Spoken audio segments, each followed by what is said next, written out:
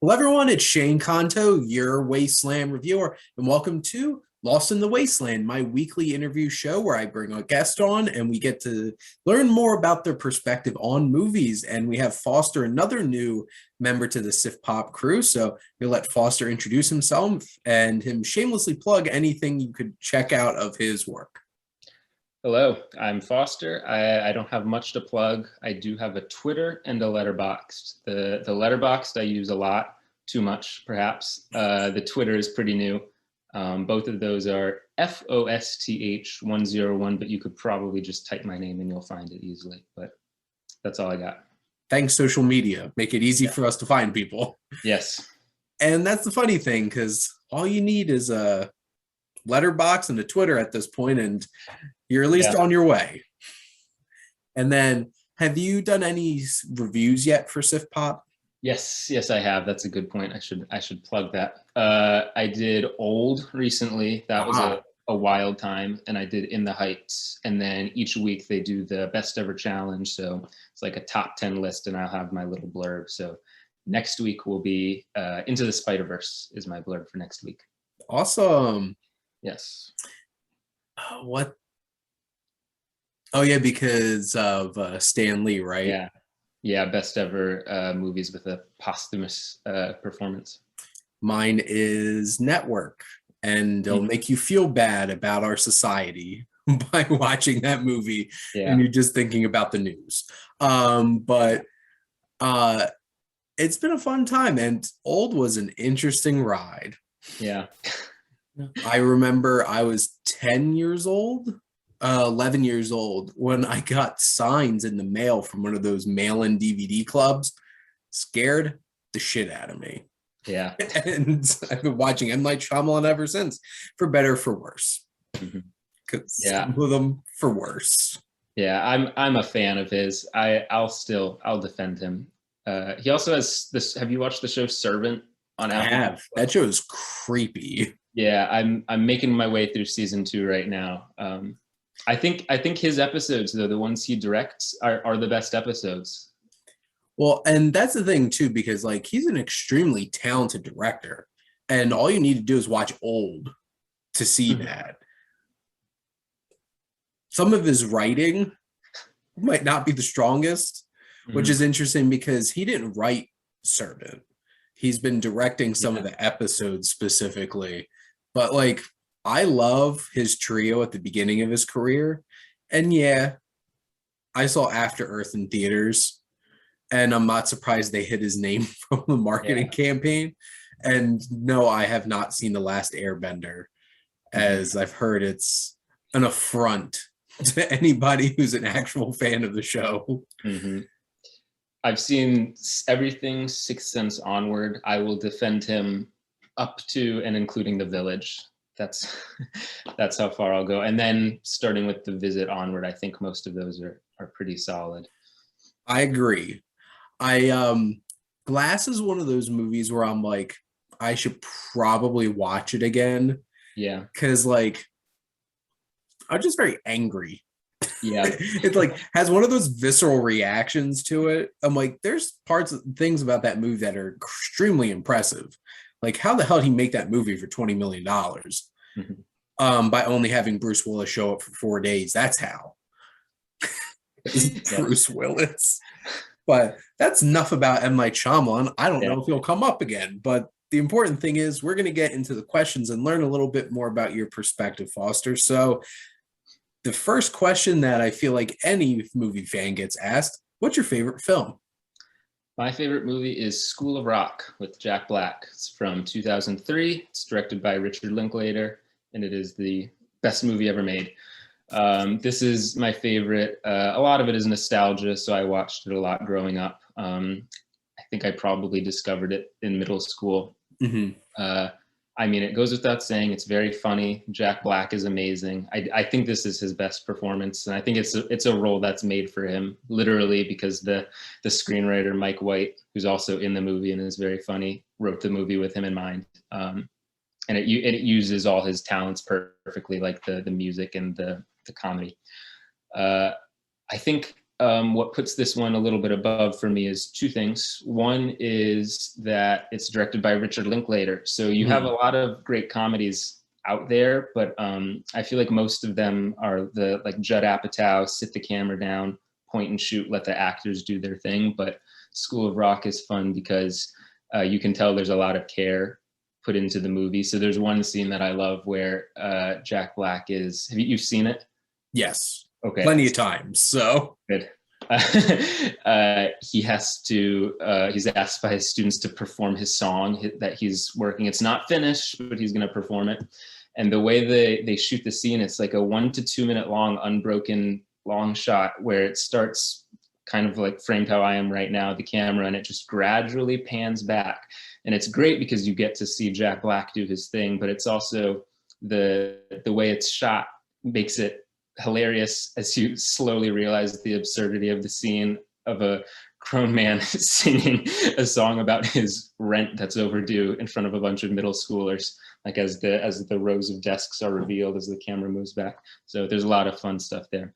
And then number two, I think, which just puts this movie over the edge for me, is the last or near last scene, like the final battle of the band sequence, because the movie just sets up an impossible task for itself by telling you that there's going to be this battle of the bands where these kids are going to perform, and you think, how on earth are they gonna pull this off and make it believable? And not only do they make it believable, it's a great song too.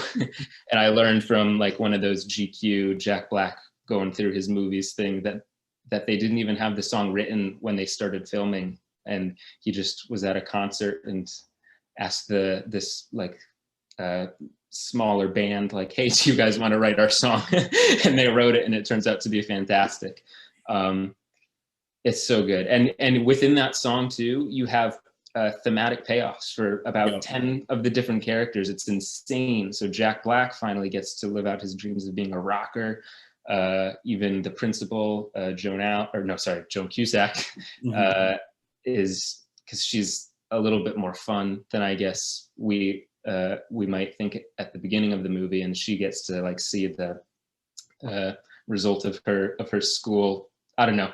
It's a fun payoff for her because in the middle of the movie we find out that she had this moment with the Stevie Nicks song Edge of 17. Like, so Mike White's character, the roommate, is finally free from Sarah Silverman, his girlfriend. Silverman. Yeah, she's funny in this. She's like got her talons all over him the whole movie, and she's like, no, I want to go see the band. And then all of the students, like Tamika, the young black girl, gets her Aretha Franklin moment, and Zach, the guitarist, finally lets loose, and Freddie, the drummer, gets an outlet for his kind of hyperactive creativity, and Lawrence, the Asian kid who plays the piano, finally gets the chance to be cool. And then not only that, but all of the parents, their reactions really make it. I'll shut up now. I've gone on forever about this movie, but it's my favorite movie. So. Oh, I love School of Rock too, and I'm a huge fan of Jack Black. And this movie would not work without him. Yeah, there's a special kind of energy he brings to it, and it's so interesting because like one of my other favorite Jack Black performances is Bernie, which is another Richard Linklater film. Yes. And they seem to really work well together. And Mike White, I've been really enjoying The White Lotus, his new series that he wrote on HBO. So he definitely really knows how to write a good script, and it's fun, it's endearing, and the song's a lot of fun. And like, I want that class. I want Jack Black to teach me about rock music. It's interesting because I was just rewatching Rush Beyond the Lighted Stage, which is one of my favorite documentaries, and Jack Black's commentary in it is pitch perfect. Yeah. And I saw School of Rock on Broadway. Me too. That was my last show that I saw on Broadway before the apocalypse happened. Yes.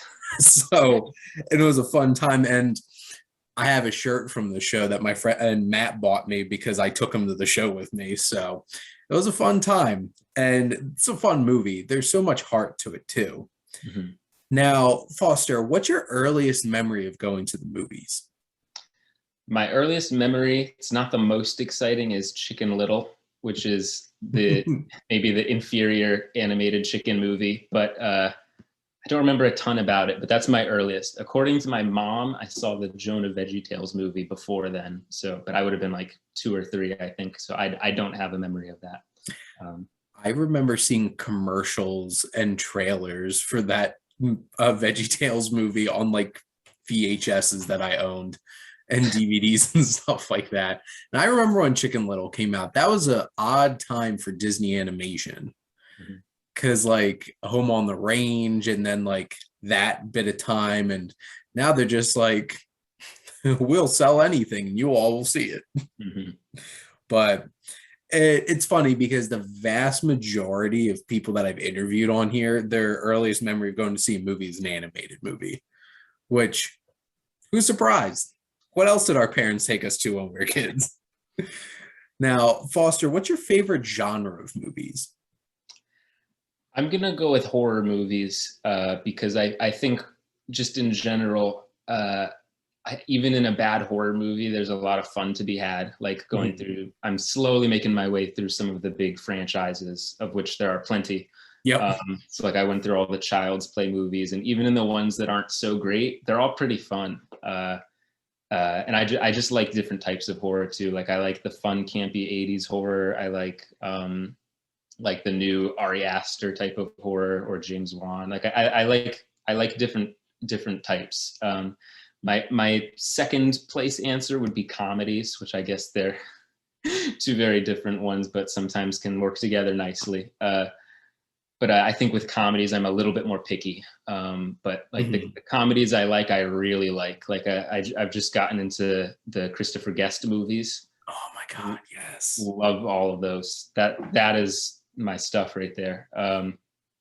Love British comedies like Edgar Wright or like British TV shows like The Thick of It. Have you heard of that show? Oh my God, Peter Capaldi. Yeah. I was hoping for like, because like he popped up in the Suicide Squad and like he seemed like a perfect fit for The Thinker. I'm like, is he gonna call somebody a twat or something today? Yeah. I'm just like, is he gonna go there? Yeah. Oh, The Thick of It and In the Loop, the film. Yeah. Oh my God. I could just watch videos of Peter Capaldi coming up with the most creative cussing insults of people. Yeah. He is such a fun time. And it's interesting that you brought up horror and comedy because like they're both the kinds of genres that go for very specific kinds of reactions. And they could be very visceral reactions. It's like you could like I remember taking my brother to go see This Is the End for his birthday when that came out in theaters. I thought he was going to pee himself. Like he was laughing so hard watching that movie. And I've definitely had those kinds of moments of just like every time I watch Shrek, I could quote that movie from start to finish. Shrek and Shrek 2. But like with horror films, it's interesting because like there's A24 horror films, which are like the most disturbing things that you'll ever experience. And then Blumhouse has really brought back that like 80s pulpy horror. And that's their thing. And they brought it back and there's a lot of nostalgia for that. So, and a lot of those kinds of things are fun. And quick shout out to a little documentary that I rented over the weekend was Hail to the Deadites. I've heard of this, yeah. Yep. It's a fun documentary about the fandom of Evil Dead, which is like the perfect combination of horror and comedy. Obviously, like Evil Dead 2 is the best combo of them because let's be real here, Army of Darkness has very few scenes that are actually scary. Yeah. But it's so silly. And Bruce Campbell is just amazing. And honestly, low-key, one of my favorite shows of the past like 10 years was Ash versus Evil Dead. I loved that show so much. Made me so sad when it got canceled. I still need to see it. I've seen the movies, but because I'm relatively young, it's not like I have a huge history with horror movies or anything. Wasn't watching Evil Dead 2 as an infant or anything. Exactly. And like I watched them, I think first when I was in college. So like I was at the ripe age to watch just these ridiculously over the top horror movies, especially because I was terrified of horror movies and still am, and hated watching them. So I never watched them until like, oh man, I remember watching The Babadook for the first time and being in the fetal position on my couch in the middle of the day because that did that to me. Yeah. Now, Foster, do you have a particular favorite filmmaker? Yes. Edgar Wright. That's my answer. That's it. I don't know. I don't even have words for him. I love all of his movies. I have my favorite movies list. Mm-hmm. All 5 of his main narrative movies make it in there. I did enjoy Sparks Brothers this year too. Yep. Different sort of thing, obviously, but I mean, I love movies that are just unapologetically fun and optimistic, and kind of like what I was saying with School of Rock and Richard Linklater. Most of the time, the fun, happy movies, you don't have like a mastermind behind the camera, but I think Edgar Wright is like the perfect Venn diagram crossover of fun, happy, but really impressive and well made. He is an incredible director. Yeah. Even like the Sparks Brothers, like it's hard to make a documentary truly unique and dynamic. Yeah. And you could just feel his voice all over that documentary. And I'm like, this makes me so happy. And literally hear his voice sometimes. Yeah, literally. And that's always fun when he actually does interject into it. But here's an important question. What's your favorite flavor of the Cornetto trilogy? Oh, Hot Fuzz. It's Hot Fuzz all the way. That's my favorite. Rewatched it again a week ago. So growing up as an action movie fan, like I watched action movies all the time growing up and still do. And I'm a self-professed action movie snob. And geez, Hot Fuzz is the most perfect spoof of action movies, yet still a perfect action movie. It is. And it's like Bad Boys 2 or Point Break. Yeah. I don't know which one you say. No, we're gonna watch both. Which one do you want to watch first? Oh man! And immediately after that line, sorry to cut you off, but it has the coolest transition. Right after that, Simon Pegg says, "You're pulling my leg," and then immediately cuts to George Merchant's legs being pulled by the cloaked figure. It's just a cool transition. The direction, the editing in Edgar Wright movies are out of this world. Yeah. And like it makes me laugh every time. So my personal favorite's The World's End. Oh. And when they're filling up their cups and it's like the beer, pff, water. Yes. And something as simple as that is hilarious because how it's actually directed. And I'm a huge sci-fi fan. So like the send up of like Invasion of the Body Snatchers is so perfect. And the use of music in his movies are amazing. Mm-hmm. Like I can't think of Queen without thinking of Shaun of the Dead. Yeah. Like it just doesn't work. And in what world does the Alabama song Whiskey Bar by the Doors pop up into a movie and used perfectly in The World's End? And then there's Baby Driver, which is like, oh yeah, everything and anything you can think of. Now, what actors and actresses do you particularly like?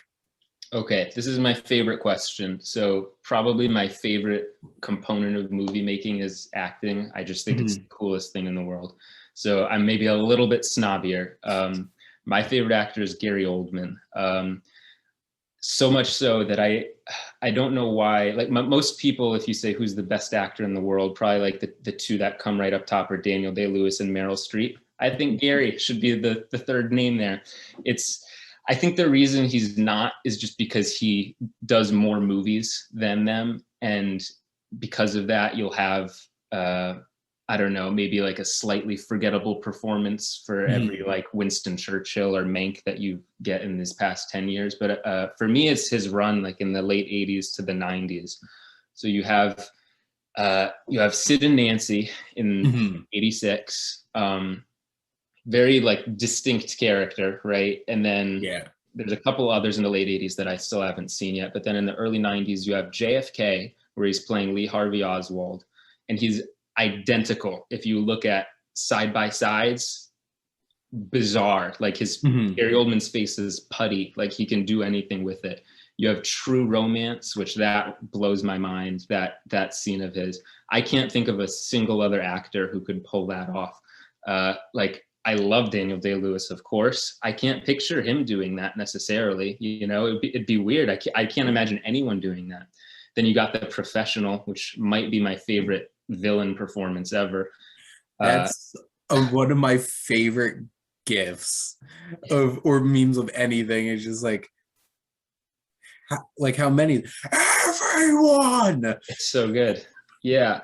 And then you've got Air Force One and The Fifth Element in the same year. And it's like these, not only are these different characters, they don't even exist on the same planet. You could you could show someone who's never heard of Gary Oldman all of these movies in a row, and still they might not know it's the same person, because he is really like the chameleon actor, I think.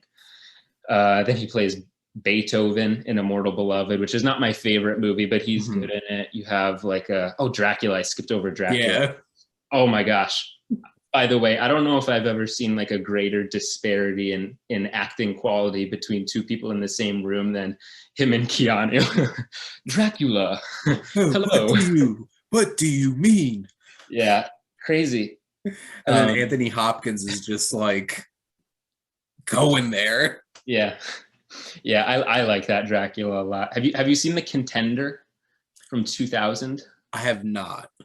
Okay, so it's not the most amazing movie, but try and find just a photo of Gary Oldman in it, and it's yet another, like he's playing like the senator with kind of wacky curly hair, and he's very like slow and purposeful senator talking like this, and it's just yet another thing. It's like this man was Dracula a few years ago and was playing a white man who kind of thinks he's a black man in True Romance. You know, like I don't know, he can just do anything, and then that would be enough. But then in the 2000s, he's in like the two biggest franchises of the past 20 years with the Dark Knight trilogy as Commissioner Gordon and as Sirius Black and Harry Potter. And so often, if you look at like the YouTube comments on those clips, it's just a whole bunch of people being like, gosh, I didn't know that this was even the same person in the two like biggest franchises at the moment. That's crazy.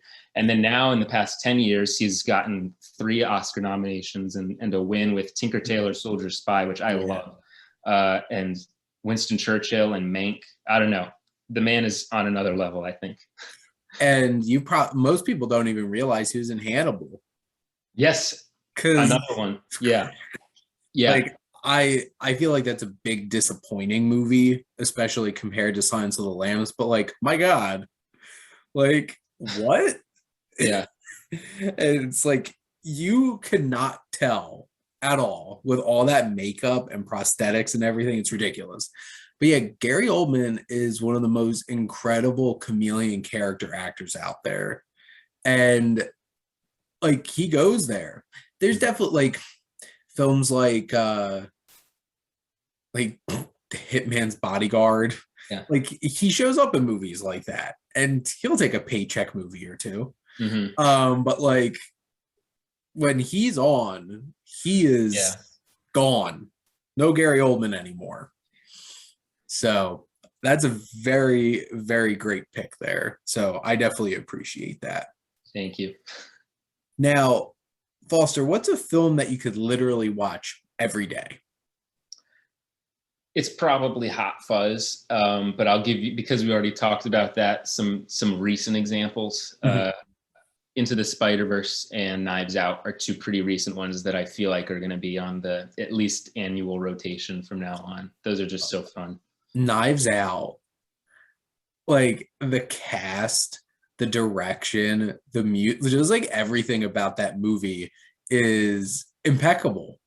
And like that's one of the like old murder mystery kinds of things, or the kinds of things where you're just like, that Westerns or like people in 2020, 21 don't really care about those kinds of movies anymore in general. And then Rian Johnson's just like, yeah, you're going to care about these murder mysteries. Yeah. You're going to have a blast. And it's so unexpected. The acting is just amazing across the board. And 2019 was like, in hindsight, I don't think, I know personally I didn't appreciate 2019 enough until 2020 happened. And just like when the Oscars rolled around this year, I'm just like, dang, there's nothing, like there's a few movies, but like we didn't have like Jojo Rabbit, Parasite, Knives Out, Ford v Ferrari, The Irishman, Joker, Little Women, whatever else came out in that year. And it's just like Knives Out really stands out in all of that. Didn't get enough attention. Yeah. But it's a great cast. And Into the Spider-Verse just blew everybody's minds. Yeah. Like I want a whole movie of Nick Cage as Spider-Man Noir. Yeah. I will be first in line for that one, 100%. Now, what's a film that you connect to closely because it relates to another interest of yours? So I'm going to go with music as the category. I'm not an expert on music by any stretch at all, but I like what I like. And so anytime music factors into the plot of a movie, I like it a lot. So I don't mean musicals, although I like musicals just fine. But like School of Rock, of course, that's my favorite movie. That's an obvious example. But like a movie like High Fidelity or Almost Famous, just anytime the music factors in and is like infuses the whole plot. Or a recent one, did you see Portrait of a Lady on Fire? Oh, such a beautiful movie. Yeah, that the way they use music in that, and especially the last scene when it happens, and then it just ends. I was like, oh my gosh, I can't take this movie. I know. And that's tough too, because the international film category for that year was insane. Like, yeah, they put in Les Miserables for France, which I also saw that, and I don't know what, that was a good movie, but I don't know what they were smoking. They obviously did not see Portrait of a Lady on Fire, because like Les Miserables is a intense movie, but like Parasite, like none of those movies had a chance at that point. But like Portrait of a Lady on Fire, I loved so much. And I remember seeing that in theaters and just being like, wow. Yeah. The whole nation of France done messed up. Yeah. It's just like, why didn't you recognize this movie? Yeah. And you like the Coens. I think Oh Brother, Where Art Thou is a great one too that I love. Oh, the movie that made America care about bluegrass. Yeah. Like in 2000. I mean, that main song is so good though. Oh man, A Constant Sorrow. Yeah. And you would apparently George Clooney was terrible singing. Oh yeah, I've heard this. He says I can sing, and the Coens are like, not so sure. No, and honestly, it's really believable lip sync too. Like you would be like, I wouldn't be surprised if somebody legitimately thought that was George Clooney actually singing. But the way they use the music in that is so great. And that and Inside Llewyn Davis are both really like, music is at the soul of those Coen brother films, and they have a lot in common. And obviously that one's much more like, you're gonna love some folk music today, and silly campy novelty song that Justin Timberlake and Adam Driver song in that movie. Oh yeah. Hey, Mr. Kennedy, whoa! And like Adam Driver in that movie, I'm just like, what? He pops up in a lot of random movies. Like when you go back and watch stuff from like 2010 to like 20 before Marriage Story and Star Wars, I guess. Like, I don't know. He's got a very distinct look, so he stands out. Well, and that voice too. It's just like deep, and it's so silly. But it was before he was Kylo Ren, and everybody's brooding Sith crush. Yeah. So my brother dressed up as him for the premiere. Mm. And he has a lot more in common with my brother. And I'm just like sitting there watching the movie. I'm like, oh my God. Mm-hmm. Not that my brother would be a Sith Lord. just to clarify. Or would he? I don't think he would argue with it either, to be perfectly frank. Now, Foster, who's a movie character that you feel like you connect with on a personal level? I was thinking about this one, and my gut reaction was like a whole bunch of sad characters from like the 80s, like Dead Poet Society or something. And I'm thinking like, I'm not really that sad of a person. I think it's just because movies give you like an outlet for your sadness. And so I was trying to think like, what's a character who has maybe like a kind of deeper internal life, but on the outside can be like nice, happy, and genuine. And I thought of Truman Burbank from The Truman Show, because he's like perfectly charming when he's talking to his neighbors, you know, like, good morning, in case I don't see you, good afternoon, good evening, and good night, you know, like, and it doesn't feel fake either. He seems like a genuine, nice guy, but then of course, like internally, he's got his own hopes, dreams, fears, which I like. And then also, I just like the sort of exploring your purpose side of that movie, because it's maybe not so subtly like a metaphor for God in the universe, because Christoph's name in the credits is literally spelled Christ, of like with a Christ instead of a K. So that aspect of Truman's character I relate to as well. So that's my pick. That is such an interesting film.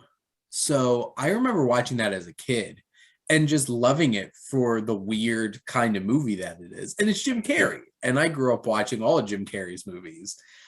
And that's one of those situations where like you watch a movie as a kid and you really like it. And then you watch it as an adult and you're just like, this was working on a whole other level that I did not understand as a kid. And it just gets that much better. And Truman is such a great character, and that's such a great film. And if anybody is like Jim Carrey, he's just a silly actor. It's like, watch this. Yeah, I don't want to hear it. That and Eternal Sunshine. Yeah, it's There's just like homework. And then he could always come back and do Sonic movies. Honestly, him as Robotnik was one of the main reasons why I even enjoyed that movie. I still haven't seen it. Is it worth watching for him? If I have... Yes. Okay. Like, even if it's you trying to find all of his clips in the movie, okay. It's like him, he transported himself back to like early to mid 90s and we're just like went for it. Yeah. And I'm like, dang, he still has it. Because like, when was the last time you saw Jim Carrey and like what, like Bruce Almighty and Yes Man kind of thing, where he was going for that kind of vibe? And you know, Dumb and Dumber 2, but we don't need to talk about that. Yeah. But between Kidding and Eternal Sunshine, it's just like he was taking that serious approach and then just back doing silly stuff. Yeah. And I'm down for Sonic 2 if I get more Robotnik. So give me more Jim Carrey. Even in his silly roles though, like I think of the Cable Guy, I like that a lot. That's way different than Ace Ventura, and honestly, I think that movie works on a thriller level too, which is kind of wild. He's creepy, and it's so funny because one of my best friend from work, my coworker Steve, ever so often be like, Steven. Yeah. Steven. I'm just like, oh my God. And it works so well. And he's so creepy. Creepy Jim Carrey right there. His most horrifying performance. Now, what film do you love that you think would surprise people?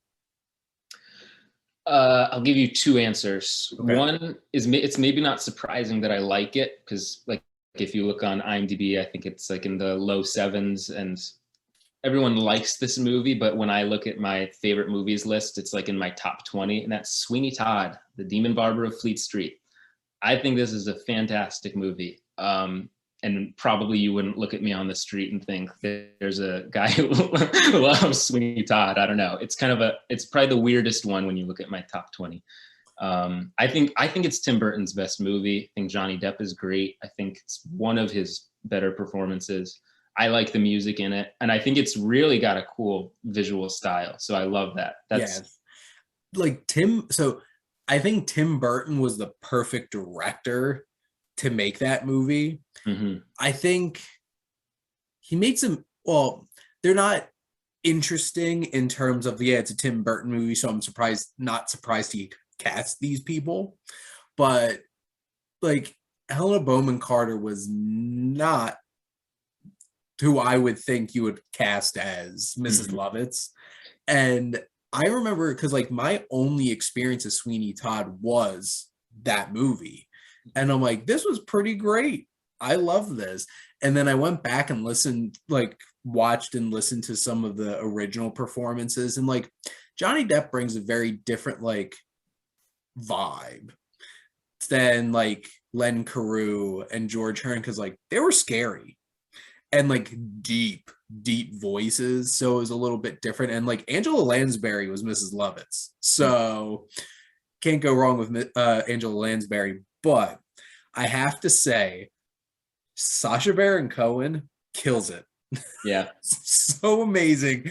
And Alan Rickman, nobody's gonna say was like an amazing singer, but boy was he great in that role. Mm-hmm. And when he's like, sir, you gandered. Sir, you gandered. And I'm just like, yes, Alan Rickman. Yeah, even the way he like picks books off the shelf, it's like just feels sarcastic somehow, even though he's not saying anything. So I really love Sweeney Todd. And like, probably most people wouldn't expect me to love musicals so much, but I love musicals. Yeah. And Sweeney Todd's such a great one. And now I'm just thinking of The Office. Yes. Oh, that was such an uncomfortable episode because Michael was just like, but I tried out for this. Is that when the phone starts ringing in the audience? And then does Andy like, oh, is that a bird I hear, or something like that? It's been a while, but that's an uncomfortable one. Oh, that shows just discomfort, isn't it? Yeah. I love that though. I love like awkward humor. I will say my second answer, which is one that I don't like anywhere near as much as Sweeney Todd, but maybe has a reputation of being not a good movie, but I think is pretty decent, is Lovely Bones. Mainly because of Stanley Tucci, I think is incredible. Yep. I can't even, that scene when his little makeshift bunker thing is one of the most uncomfortable scenes I've ever seen. And Saoirse Ronan is great. Yep. But it has like the meta score, I think, is like in the 50s, which I think is a little low. But I just like it because I love the performances, really. And visually it looks nice too. Like almost all those points were from Mark Wahlberg. There's certain roles that are perfect for Mark Wahlberg. Yeah. I don't think that one was one of them. I know. And it was going to be Ryan Gosling, right? Who gained a whole lot of weight. And they're like, why'd you do that? I would have rather had 30+ pound Ryan Gosling in that movie than Mark Wahlberg. But Mark Wahlberg sells. So at least then maybe. He just needs to stick to being a cop or a soldier. Like, that's his wheelhouse. Yeah. Departed, Lone Survivor, Patriots Day, basically anything with Peter Berg, good. Or the other guys. That's one of my movies that I could literally watch any day. Yeah. And I'm shocked by how much of that movie I could actually quote on the spot. Yeah. My friend Bobby knows that whole entire tuna thing off the top of his head, and I'm like, that's next level memorizing quotes right there. Yeah. Absolutely. I love the other guys. It's been a few years, but it's great. I was just talking about it on Saturday. I'm pretty sure it's like, aim for the bushes. Aim for the bushes. Yeah. There weren't any bushes anywhere. There wasn't even like a canopy. But now my last question for you, Foster, is what do you love most about movies?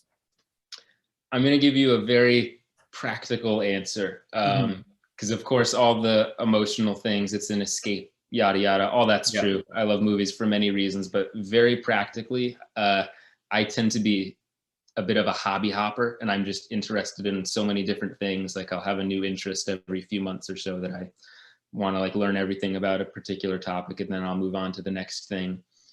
So like, whereas most people when they're in college, they struggle to think like, gosh, I just don't know if I really want to do this one thing for the rest of my life. For me, I struggle to narrow it down just because I love so many things. And so movies are it's the perfect medium because it combines so many different creative fields. You have writing, acting, and performance. You have music, like the scores. I'm a big movie score person. And you have like costume design, makeup, hairstyling. That's not the most appealing part of it to me, but that's cool nonetheless. Like video editing, right? I mean, it goes on and on. Even like architecture, I guess, like with the production design, you think. And then, but not only all the creative parts that go into the making of the movie, but the actual story content can be anything. So it can be like space, history, nature, law, mythology, religion, politics, anything, or something that's beyond like sci-fi and fantasy. Like it can do anything. So it's like the perfect medium for me, just because it can encompass literally anything.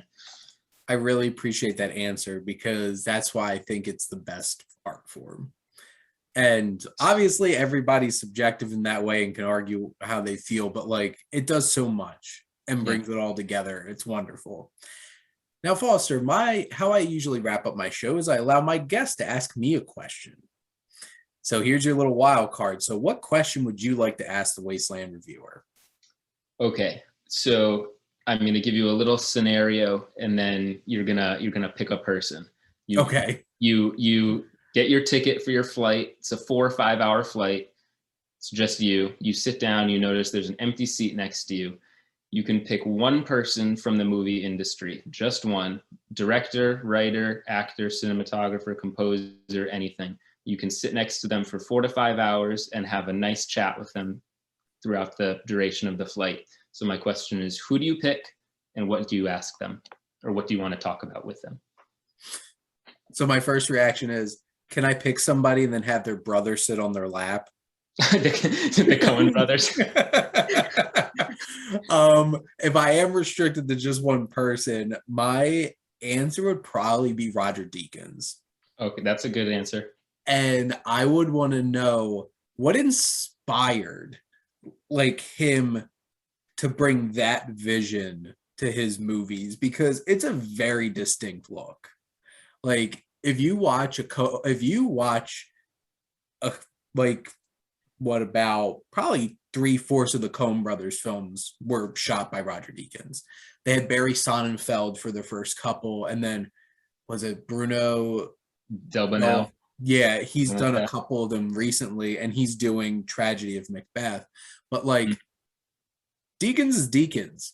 Like I remember watching something like Doubt for the first time, and I'm like, oh yeah, this is Deakins, isn't it? Yeah. And credits rolled, like there he is. Shawshank Redemption, Deakins. Assassination of Jesse James by the coward Robert Ford, 100% Deakins. And just what inspired, like I want to hear about what inspired him to bring that look to things, because it's so striking to me and it's so impressive. And I remember doing my show, going through all of the Coen brothers films, and there's a distinct shift when Barton Fink rolled around. And I started rewatching them just like right off the bat. I'm like, within one shot, this is a Deakins movie. And you could just have that feeling. But yeah, it'd probably be Roger Deakins. It's a good answer. I'd also probably asked him how many people he wanted to punch before he got that final Oscar win after like 13 nominations. Do you know who won for the assassination of Jesse James? That long title? That was 2007. Was that the same year as No Country and There Will Be Blood? Because that's kind of a running theme almost. That's a good. That might actually be so cinematography. He should have won, I think, is my point at least, because that movie, especially that train sequence at the beginning, is pretty ridiculous. Ridiculous. Yeah. Okay, we're looking here. So, winners, nominees. I'm pretty sure that came out.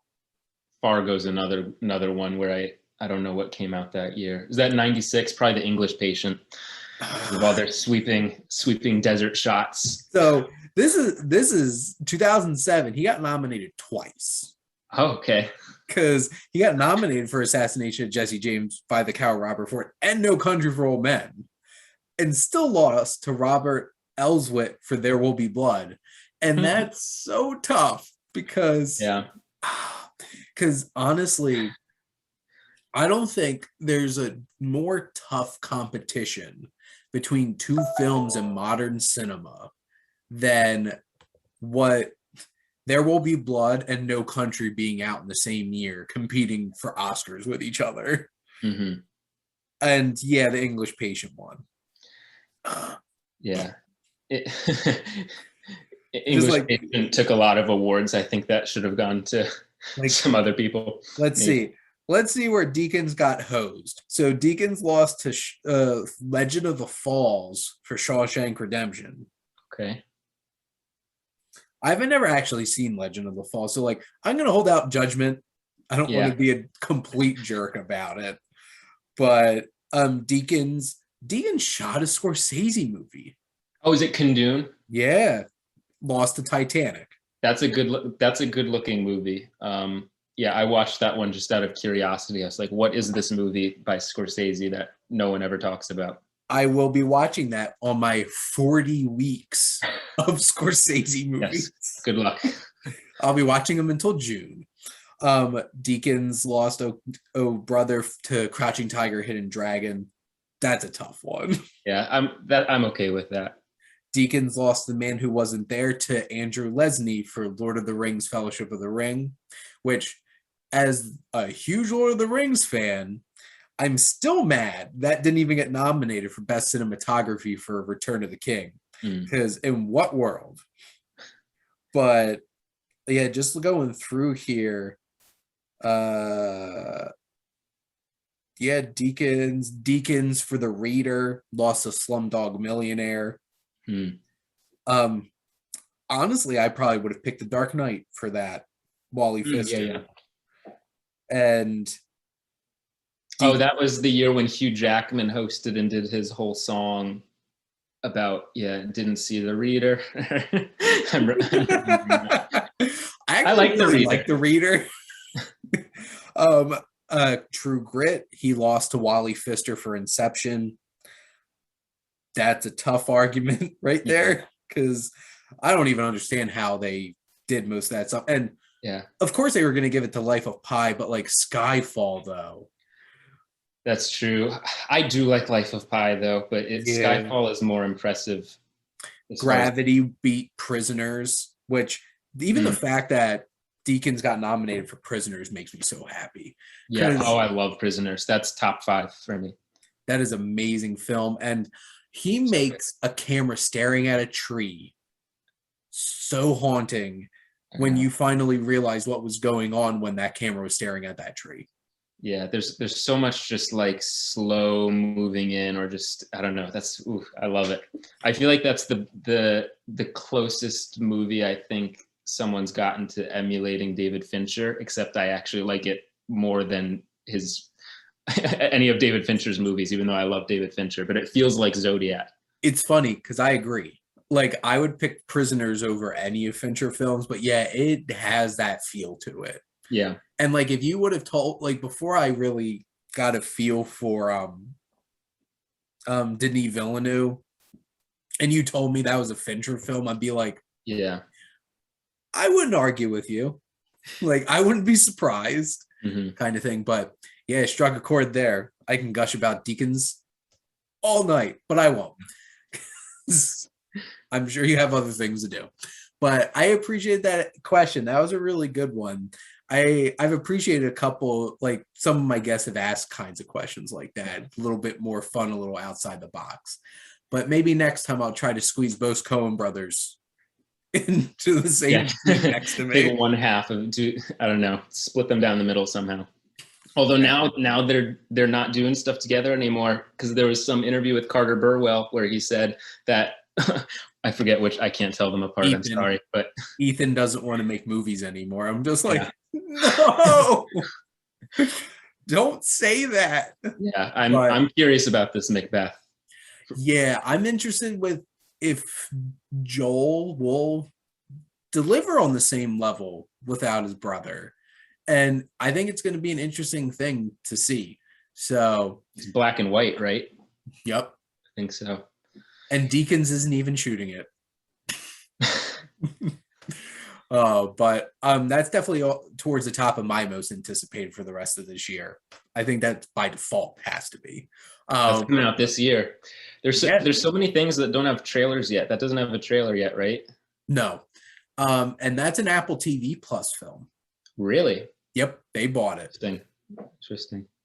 I'll be sitting waiting for it to pop up into the Apple TV Plus press screeners room, and I'll be like, get so excited when I just sign in randomly one day and Tragedy of Macbeth's just sitting there. I'd be like, today's my day. So excited. But Foster, this was a lot of fun. I really enjoyed this. So I appreciate you coming on the show. Thank you. I've had a lot of fun too. So if you'd like to shamelessly plug anything before we wrap up, remind everybody where they can find you. Sure. I have a Twitter, Letterboxd. The Twitter right now is a barren wasteland. Not much on there, but I'm thinking I'm keeping it in case I want to connect with people over there. So anyone listening can feel free to reach out to me or heckle me, whatever you want. Letterboxd I use very frequently.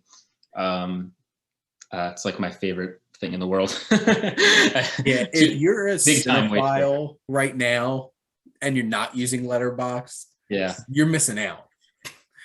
Yeah, I love their list function. I love making lists. Mm-hmm. I have my increasing list of 2021 films. I've just been sitting there all weekend like, who's the next person that's going to put their thoughts on the Suicide Squad? Because I want to see what they say. Yeah. There's been a range. There's been a range among the SiftPop people, because Blake, who was the editor, saw it given an F-, and I'm just like, I disagree, sir. I disagree. Yeah, I thought it was a lot of fun. I enjoyed it. Oh, I did too. Yeah. Crazy. But Foster, thank you so much for coming on. Thank you for having me. And thank all of you out there for always tuning in and supporting your Wasteland Reviewer.